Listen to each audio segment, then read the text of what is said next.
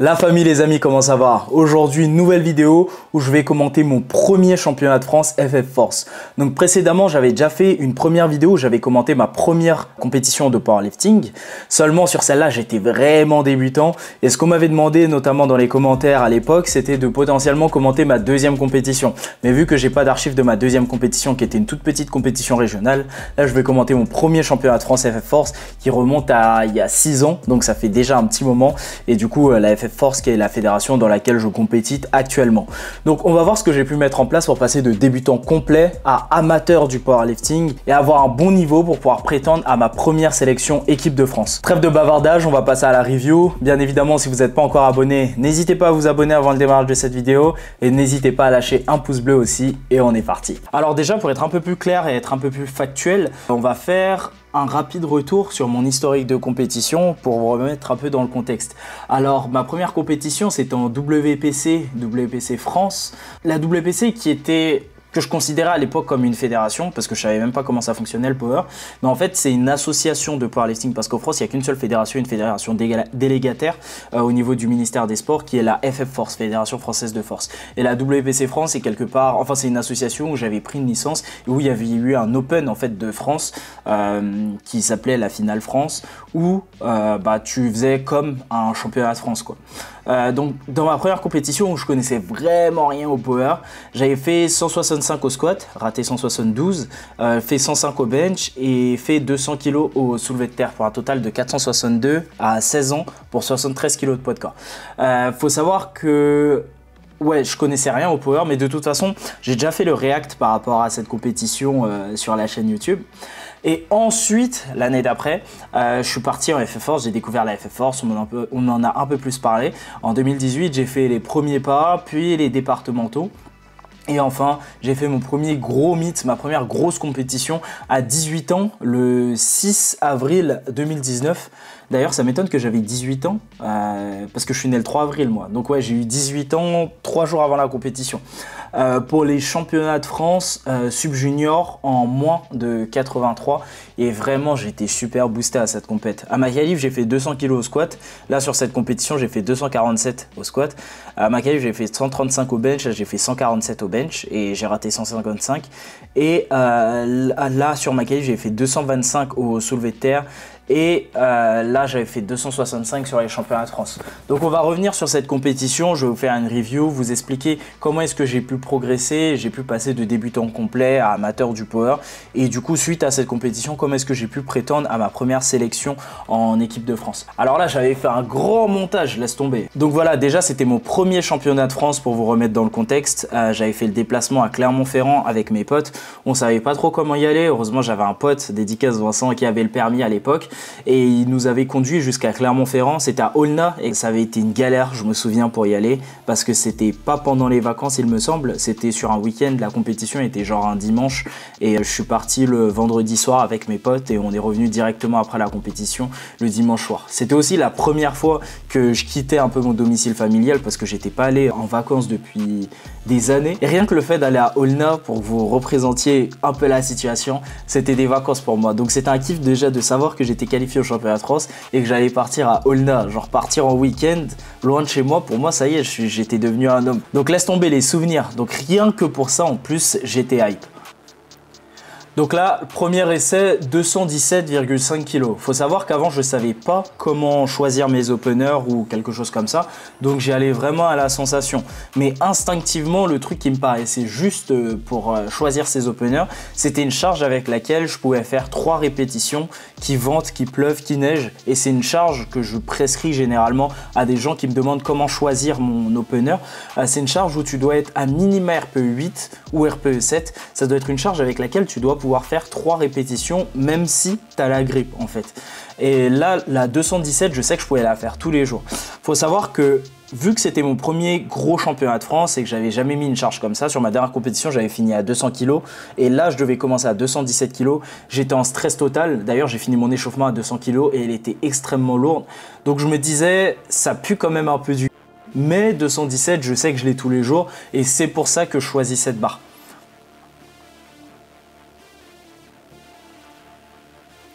Donc là, on voit que sur le positionnement, j'étais quand même très aléatoire. Au niveau du bracing, je fais n'importe quoi forcément. Donc comme ça, genre c'était n'importe quoi. Mais l'important c'est qu'il y avait l'intention dans le mouvement et vous pourrez le voir là sur la vidéo. Donc là avec une belle descente, une belle remontée, franchement RAS. Ensuite, ça m'a fumé parce qu'on a 1 minute pour donner le ticket quand l'essai il est terminé. Et le problème, c'est que mon pote ne savait pas où donner le ticket, mais moi non plus, je savais pas où donner le ticket et je savais même pas qu'on avait 1 minute pour donner le ticket. Donc, va comprendre. Bref, on a réussi à s'en sortir et coup de poker derrière, j'ai mis un chiffre, genre, j'ai pas réfléchi. Je me suis dit, si t'as fait 217, tu peux forcément faire 235. Me demandez pas avec quelle logique je suis allé chercher ça. Mais en gros, vu qu'à l'échauffement, à 200 kg, j'étais dur. À 217 kg, j'étais assez dur. Je me suis dit, là, vu que j'ai fait plus 17 sur le même degré de difficulté, je peux mettre 235 kg. Donc, c'était une charge arbitraire. C'était quelque chose qui n'était pas du tout calculé. Et je suis quand même parti dessus.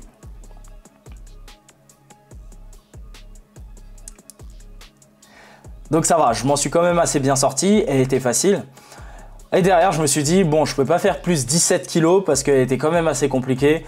On va partir sur plus 12 kg. Je me souviens, j'avais dit à mon pote, je veux 245 kg. Et il me disait, non, non, 247 tu peux, 247 tu peux, ou peut-être 250. Et après, on a coupé la poire en deux. On s'est dit 247 kg 500. Et là, je viens sur la plateforme, je marche comme un cow-boy. Je sais même pas ce qui se passe dans ma tête. On dirait que j'allais casser la tête contre la barre. Regarde-moi ça.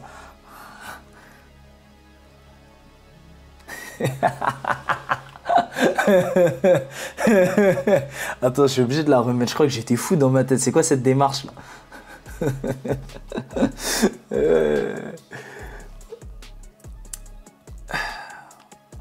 Bon, là je sais pas ce qui se passe dans ma tête. Franchement, vous voyez le mème du singe là, le singe qui tape avec des cymbales dans le cerveau d'un mec.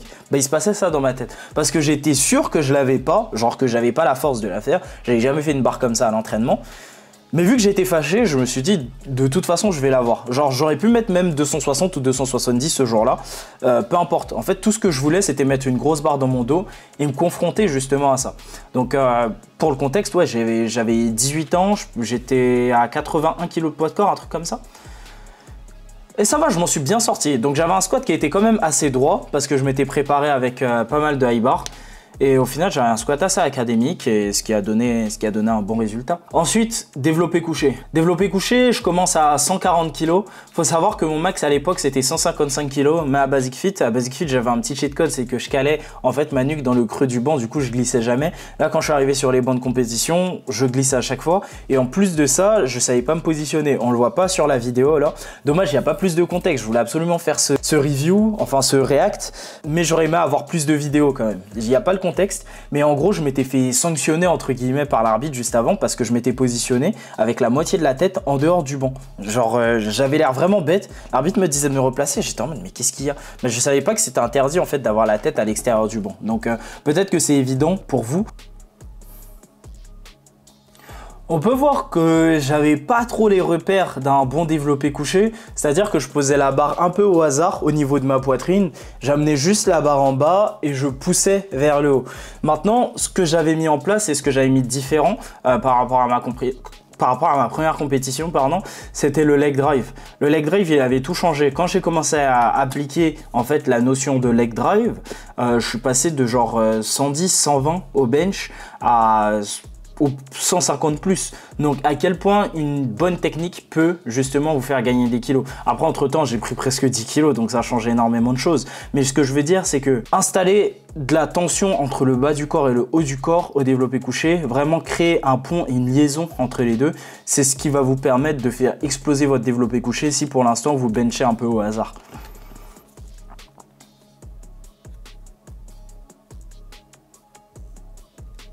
Donc là, j'ai bien galéré. Je pense que j'aurais dû mettre 150 ou 152 derrière. Il y avait 147 sur cet essai-là. Et le gourmand que je suis a mis 155. Mais forcément, je reste un humain. Il y a des limites. Ouais, donc je suis allé chercher à 155. Je l'avais faite pendant la prépa.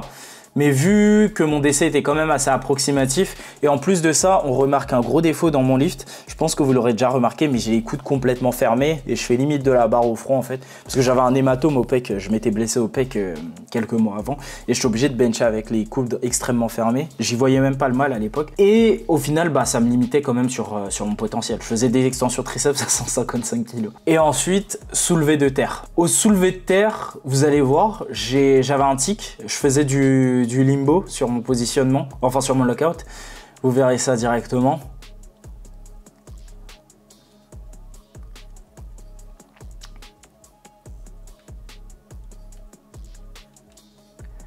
Là, regardez-moi ce verrouillage. Il est pas magnifique ce verrouillage. J'avais le torse extrêmement en arrière parce que je sais pas si je peux vous retrouver la vidéo, mais quand j'avais fait ma qualification au championnat de France, j'avais fait un verrouillage normal et j'avais failli buller parce que les arbitres m'avaient refusé 2 barres sous prétexte que mon torse n'était pas assez verrouillé.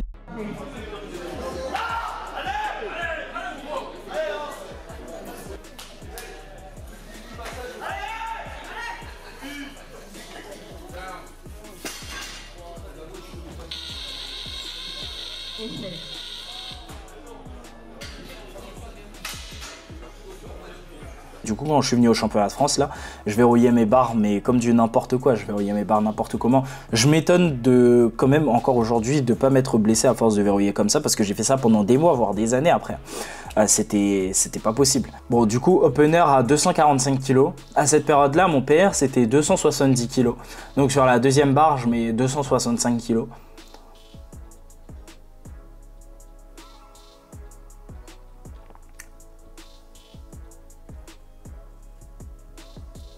Et voilà, 265 kg verrouillé. J'ai failli perdre l'équilibre. J'étais pas hyper bien. On voit que je commence à partir là. Heureusement, le gars il me rattrape. Et ensuite, je suis parti dans les... je suis parti dans le couloir là, dans le chapiteau. Et je voyais double, hein. Je voyais double, je voyais triple. J'étais pas yob. On va se la revoir celle-là.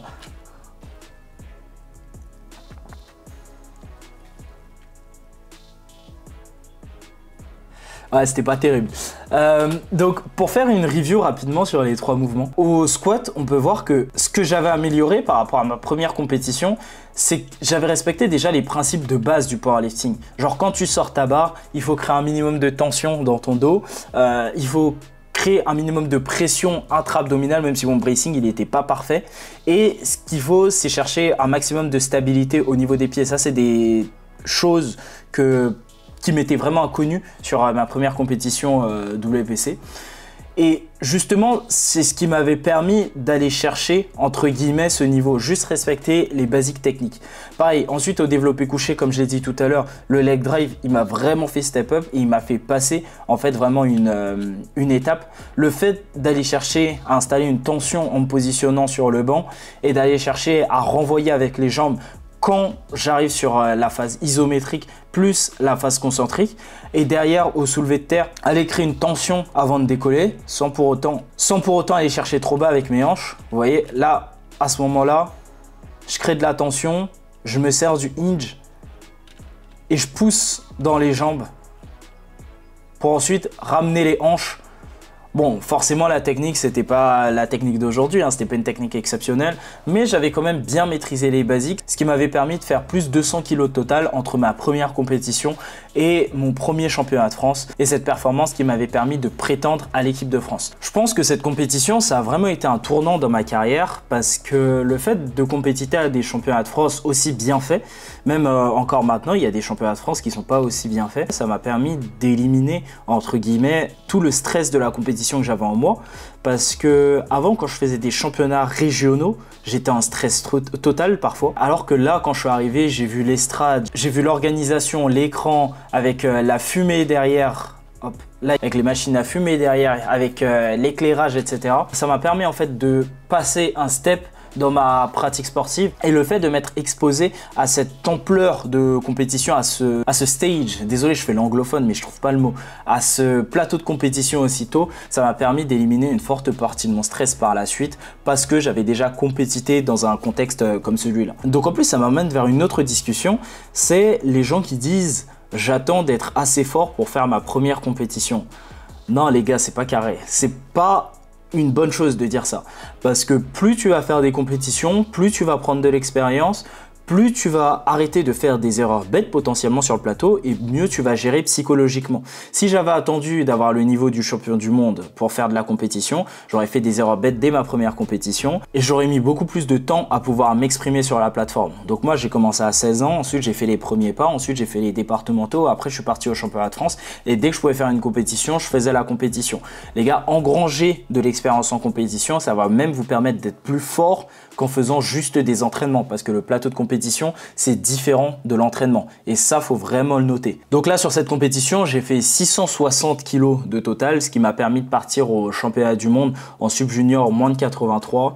C'est championnat du monde où malheureusement, j'ai fait deuxième parce qu'il y avait l'ogre suédois qui était chaud sur moi.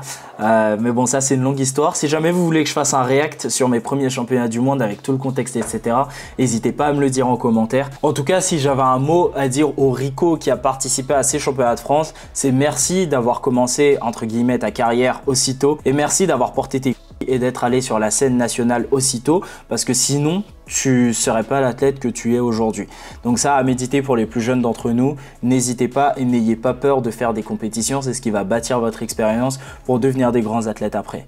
J'espère que cette vidéo vous a plu, si jamais c'est le cas n'hésitez pas à lâcher un pouce bleu et à vous abonner. Merci d'avoir regardé cette vidéo jusqu'à la fin, c'était Rico et on se dit à la prochaine pour une nouvelle vidéo. Ciao.